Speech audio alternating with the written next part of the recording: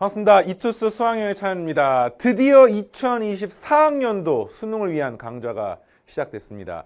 인사이트 기하 강좌인데 수능에 필요한 모든 개념과 기출문제 분석, 그 다음 관련된 문제풀이까지 기초부터 시작해서 최고 난도까지 모두 다루는 정말 스펙트럼이 넓은 그런 강좌고요.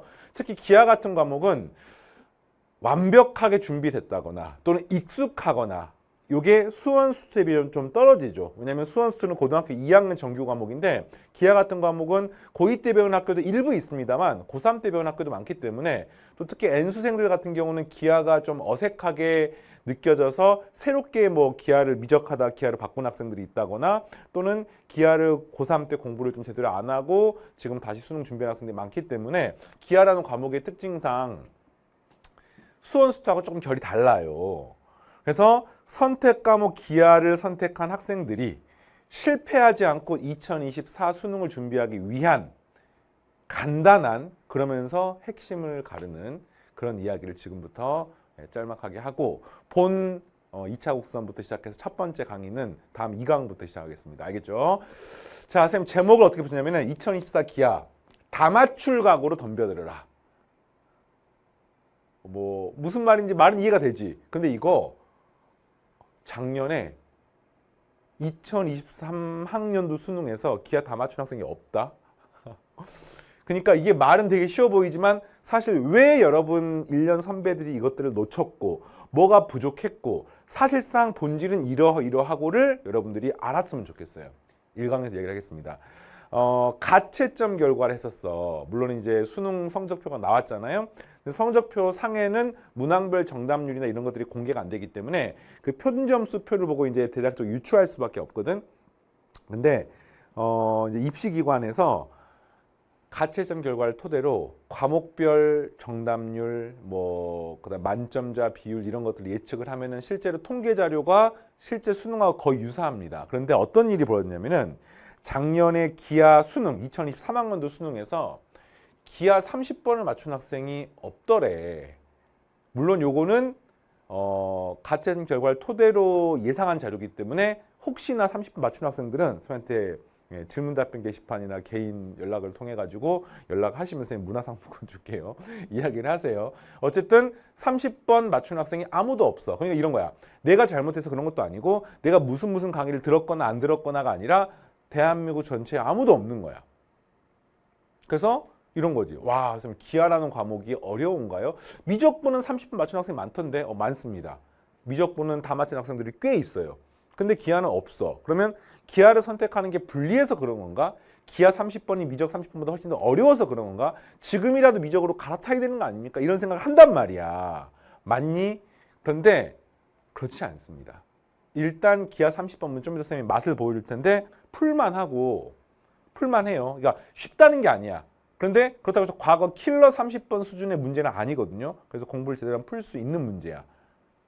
근데 다른 이유가 있죠. 작년에 기하 선택자 중에 22번 맞춘 사람이 아무도 없습니다. 미적을 선택했는데 확통을 선택했는데 22번 맞춘 학생은 있는데 기하 선택한 학생 중에 그런 사람은 없어요. 그러면 이건 다른 이유 때문이라는 거지. 그럼 그 다른 이유가 뭐냐?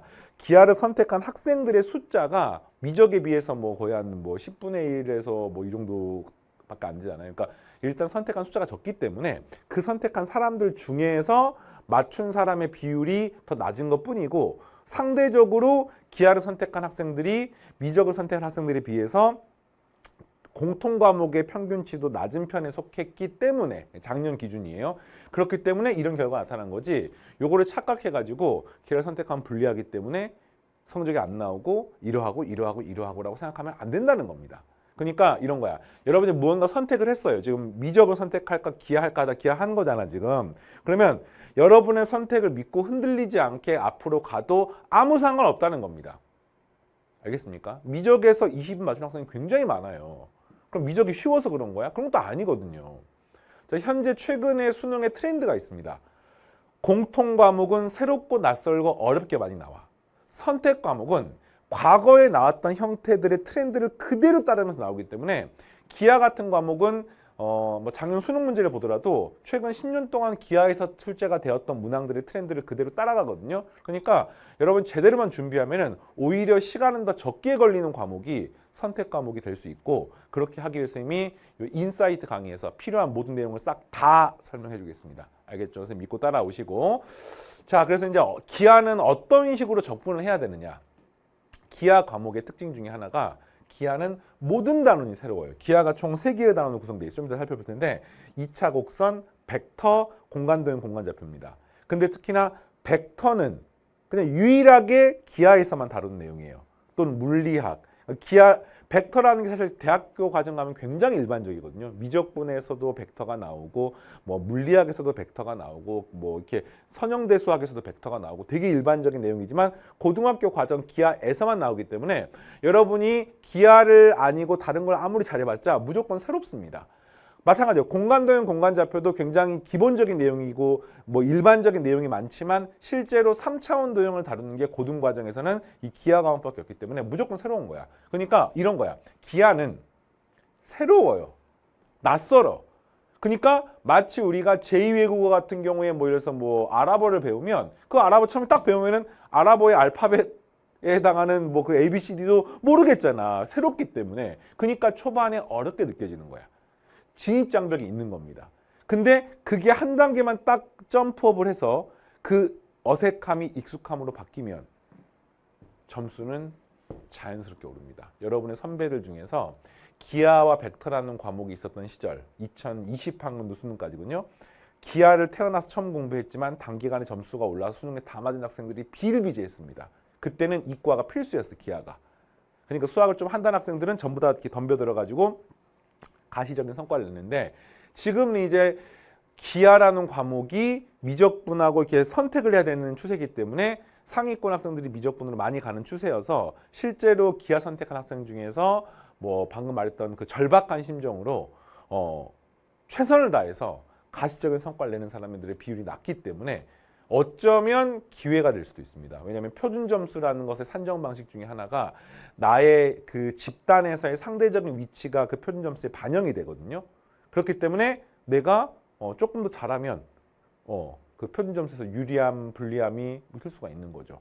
그래서 하고 싶은 말이 합니다. 기하는 공부할 때 일단 어색하다고 생각해야 돼요. 모든 단원이. 알겠습니까? 그 대신 반복해서 익숙하게 되면 점수가 나옵니다. 그리고 미적분에 비해서 훨씬 더 시간이 작게 걸리는 과목이기 때문에 공부할 때 시간이 작게 걸리고요. 실전에서 시험을 볼 때도 시간이 적게 걸리는 문항들이 많습니다. 왜냐하면 미적분은 계산이 되게 많아요. 근데 기하는 계산이 별로 없어요. 그냥 사칙연산이 끝입니다. 그래서 훨씬 더 시간에 대한 효율적인 부분이 있을 수 있기 때문에 공부만 제대로 하면은 이거를 남는 시간을 선택 과목에서 남는 시간을 공통 과목에 투자해서 점수를 낼 수 있는 그런 과목이야. 여러분이 하셔야 됩니다. 알겠습니까? 자, 그래서 익숙해질 수 있게 쌤이랑 열심히 달려갈 거고요. 단원 구성을 잠깐 살펴보고 이제 본 수업을 진행을 하겠습니다. 그게 2차 곡선, 평면 벡터, 공간도형과 공간좌표 이렇게 출제가 되는데 3개의 단원에 총 8문제가 출제가 돼. 8문제가 출제가 됩니다.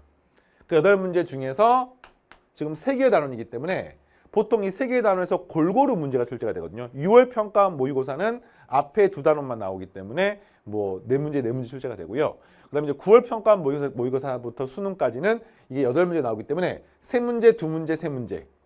뭐 3문제, 3문제, 2문제. 뭐 2문제, 3문제, 3문제 이렇게 출제가 되는 겁니다. 그래서 뭐 그냥 일반적으로 3문제, 2문제, 3문제를 할게 이렇게.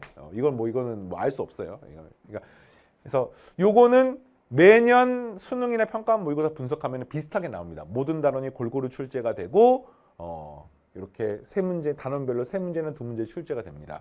자, 그 중에서 4점짜리 문제가 총 3문제가 출제가 돼요. 이 4점짜리 문제가 승부처잖아. 이 4점짜리 문제가 이렇게 출제가 됩니다. 28, 29, 30이거나 28, 29, 30이거나 이렇게 나오고 있어요. 뭐 또 상황에 따라서 뭐 28, 29, 30. 근데 요게 30번으로 나온 적, 2차 곡선이 30번으로 나온 적은 없었고 2차 곡선은 28 아니면 29. 그리고 작년 수능 같은 경우는 공간도형에서 30번이 나왔었는데 또 작년 9월 평가 모의고사 같은 경우는 벡터에서 30번이 나왔었거든요. 그러니까 요거는 뭐 번갈아 가면서 29, 30, 뭐 28, 30 또는 29, 30, 28, 30 뭐 이렇게 되는 겁니다. 자, 이해되겠습니까? 이렇게 출제가 되고 기하 과목의 특징이 하나 또 있습니다. 실제로 28, 29, 30이 4점짜리인데 27번 문제는 3점짜리거든요. 27번 문제는 3점짜리 문제야. 근데 이 27번 3점짜리 문제도 난이도가 거의 28번하고 비슷한 수준의 약간 쉬운 4점, 어려운 3점 이 정도를 구성하고 있어서 실제로 4점짜리는 3문제지만 4문제 같은 느낌으로 이해를 하시면 되겠습니다. 자, 일단 여기까지가 전체 쌤이 이제 뭐 단원별로 구성을 했고, 그러면 4점짜리 문제들이 어디서 나오냐면 이게 거의 정해져 있어요. 거의 정해져 있습니다. 거의. 뭐 이거 아마 올해도 비슷할 거예요. 포물선, 타원, 쌍곡선의 정의 관련된 한 문제는 이때까지 10년 동안 4점짜리로 안 나온 적이 단 한 번도 없습니다. 그냥 무조건 나오는 거야. 그리고 접선 같은 경우는 6월 평가원 같은 경우에 4점짜리 나올 수가 있죠. 왜냐하면 6월 평가원은 이게 4문제씩 나오기 때문에. 근데 실제로 수능에서 4점짜리가 나온 적은 단독 접선 문제는 없었고요. 요거 두 개가 통합해가지고 나온 적은 가끔씩 있습니다. 기본적으로 요 2차 곡선의 정의, 포물선의 정의, 타원의 정의, 쌍곡선 이게 압도적으로 중요해. 이해되겠니? 자, 그 다음에 벡터로 넘어갑니다. 벡터는 이제 새로운 연산 체계가 등장을 하기 때문에 벡터의 정의부터 시작해서 연산부터 시작해서 쭉 나오지만 결국 벡터의 핵심은 뭐냐면 벡터의 내적이야. 여기 3짜리 문제가 나옵니다. 근데 이제 벡터의 내적만 들어가 있는 게 아니라 내적 안에 위치 벡터 개념이 들어간 경우도 있고 내적하고 성분이 같이 통합된 경우도 있고 벡터의 덧셈, 뺄셈, 실수배 벡터의 크기하고 내적이 통합된 경우도 있습니다. 그래서 이제 벡터는 어떤 느낌이냐면 통합형 문제가 많아요. 단일 문제를 내기가 쉽지가 않아요. 그래서 통합형 문제가 많기 때문에 문항수는 조금 적지만 보통 벡터의 내적 관련된 문제가 거의 무조건 나오고요. 그 밖에 이제 뭐 원의 방정식이나 직선의 방정식 관련된 간단한 계산 문제가 작년 수능에도 출제가 되었습니다. 지금은 4점짜리 문제만 보는 거니까. 그러니까 벌써 거의 확실해요.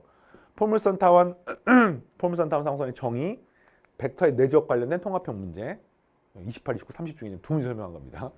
네. 그 다음에 공간도형, 공간좌표, 구의 방정식. 이것도 마찬가지입니다. 공간도형의 4점짜리 문제가 보통 출제되는 빈도가 높습니다. 공간좌표는 4점짜리 문제가 출제되는 빈도가 낮습니다. 구의 방정식은 공간좌표 안에 있는 세부 단원이지만 실제로 4점짜리 문제가 공간좌표에서 나오면 거의 무조건 이거랑 관계가 있습니다. 근데 공간도형에서도 구가 나옵니다. 그래서 실제로 작년 수능 30번 문제에 구가 들어가 있었어요. 그리고 재작년 수능은 4점짜리 문제가 구가 나왔습니다. 그러니까 실제로 구가 엄청 중요한데 이게 구가 구의 방정식이 중요하다는 느낌보다는 구라는 도형 자체가 중요해서 실제로 공간 도형에서도 수능의 4점짜리 문제가 출제가 되기 때문에 어떤 느낌이냐면은 이 공간 도형, 공간 좌표에 해당하는 부분은 4점짜리 문제가 뭐 모든 단원에 다 나올 수 있지만 실제로 문항 분석을 하면은 공간 도형에서 나오는 빈도가 훨씬 높습니다. 근데 가끔씩 공간 좌표에서 구에서 출제가 되는데 그래도 그 안에 들어있는 본질이 뭐냐면 공간 도형에서 배웠던 3가지 핵심 개념, 각의 정의, 삼선의 정리, 그리고 정사형. 자, 공간 도형에서 3가지 배워요. 각의 정의, 삼선의 정리, 정사형. 그리고 이 안에서는 자잘하게 뭐 평행이동, 대칭이동, 뭐 정사형, 그 다음에 뭐 이렇게 여러 가지 배우거든요. 근데 이게 사실은 공간 도형의 개념을 이렇게 포함하는 개념이야.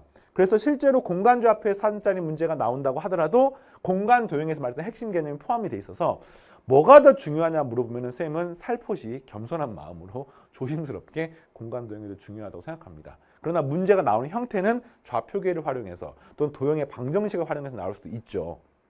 그래서 작년 수능에는 공간 도형에서 4점짜리 문제가 구랑 관련해서 출제가 되었었고요. 뭐 평가원 모의고사까지 포함하면은 그래도 역시 공간 도형에서 훨씬 더 출제 가능성이 높은데 공부는 어차피 다 하는 거야. 다 하는 거고 요거를 완벽하게 이해하면은 공간 좌표는 뭐 거의 1시간 만에 채울 수 있습니다. 자, 이렇게 단원 구성이 되어 있고요. 문항을 잠깐만 가볍게 살펴볼게요. 작년 수능에 나왔던 문제만 잠깐 보겠습니다. 간단한 계산 문제, 벡터에서 뭐 원의 방정식과 관련된 요 벡터의 연산, 이것도 이제 딱 보는 순간 벡터를 처음 보는 학생도 어떻습니까? 뭐 이게 막 속된 말로 쫄아. 우와, 이게 뭐야? 이게 뭐야? 이 식이 뭐야? 이게 뭔 소리야? 도저히 모르겠잖아, 그지? 그런데 아까도 말했지만 벡터는 어색해. 기하는 어색합니다. 그 어색함이 익숙하면 점수가 나옵니다. 이 문제는 3점짜리 아주 간단한 계산 문제입니다. 그런데 이게 익숙하지 않기 때문에 어렵게 보이는 거야. 그럼 어떻게 해야 돼요? 익숙해질 수 있도록 공부를 해야 되는 거야.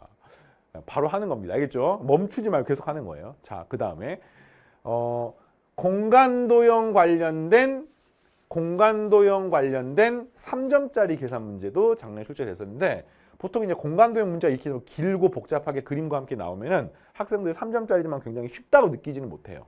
근데 이것도 마찬가지입니다. 어색해서 그런 거거든요. 공간도형 안에서의 언어가 있습니다. 그 언어가 익숙해지면 이런 것들은 씹어 먹습니다. 공짜로 주는 문제야. 마치 뭐 수투에서 그냥 미분해서 F'1의 값을 구하십시오. 이런 계산 수준의 문제인 겁니다. 자, 그 다음에 2차 곡선의 정의 관련된 문제가 무조건 나온다고 했었죠. 4점짜리 문제로 쌍곡선의 정의 관련된 문제가 출제가 되었고요. 요거는 쌤이랑 연습을 많이 할 건데 2차 곡선이 특별히 중요한 이유가 있어요. 일단 2차 곡선의 정의 관련된 문제는 수능에서 또는 평가원 모의고사에서 또는 각종 모의고사에서 4점짜리 문제가 무조건 출제가 되기 때문에, 또 첫 단원이기 때문에 첫 단추를 잘 꿰어서 그 핵심 원리를 잘 소화를 하고 나면은 결국에는 수능에서 또는 모의고사에서 가시적인 성과가 나오기 때문에 자신감을 가지고 공부를 할 수가 있어요. 그래서 연습을 쌤이 많이 시킬 거고요. 쌤은 그 뭐 기출 시너지 같은 그 부교재에 보면은 훈련할 수 있는 문제들이 많이 있기 때문에 여러분들이 본 강의 듣고 그 다음에 부교재를 통해서 연습도 많이 하시고 이렇게 해야 됩니다. 알겠죠? 자, 그 다음에 또 벡터 문제. 벡터 문제가 29번으로 출제가 되었었는데 이 벡터에 관련해 가지고 이런 가나다 조건식을 해석을 해서 이것들이 갖고 있는 의미를 파악을 해서 이를 토대로 어떤 벡터의 내적, 아까 선생님이 내적이 중요하다고 했잖아요. 그 내적 값을 구하는 형태의 문제. 이런 요 29번 형태의 문제는요.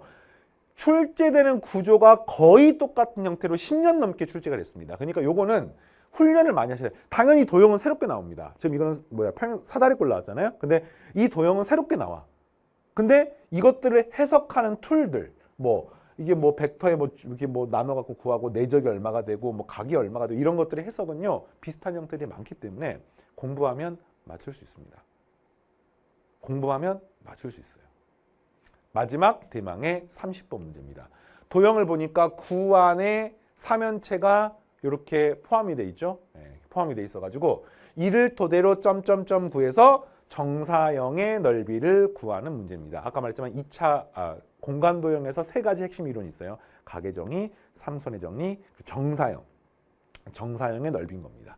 그리고 정사형 넓이를 구하는 과정은 각의 정의 중에서 이면각과 밀접한 관계가 있습니다. 그래서 결국에는 이렇게 이제 통합된 형태의 문제인데, 아까도 말했지만 이 문제를 학생들이 다 틀린 이유는 물론 이제 어려워서 그럴 수도 있죠. 근데 30번 문제라고 하면은 보통 학생들이 드는 생각 중에 하나가 뭐예요? 어려울 테니까 내가 시간이 부족하면은 마지막에 그 문제는 빼고 나머지 29번까지 풀 수도 있겠구나라는 생각을 한단 말이야. 그러니까 이거는 문제가 어렵다기보다는 문제의 포지션 자체가 22번이나 30번은 최고난도 문항이기 때문에 그 문항을 준비하는 학생들의 학습 상태가 덜 돼서 그런 것도 있다는 거죠.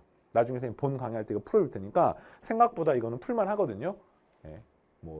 아까 말했지만 이지가 아니라 베리 이지가 아니라 생각보다 풀만한 거야. 최고난도 킬러가 아니라는 뜻인 겁니다. 자, 이렇게 쌤이랑 간단하게 기하의 전반적인 내용, 최근 수능의 트렌드까지 이야기했는데, 아까도 말했지만 기하 공부할 땐 딱 하나만 생각하세요. 모든 단원이 어색합니다.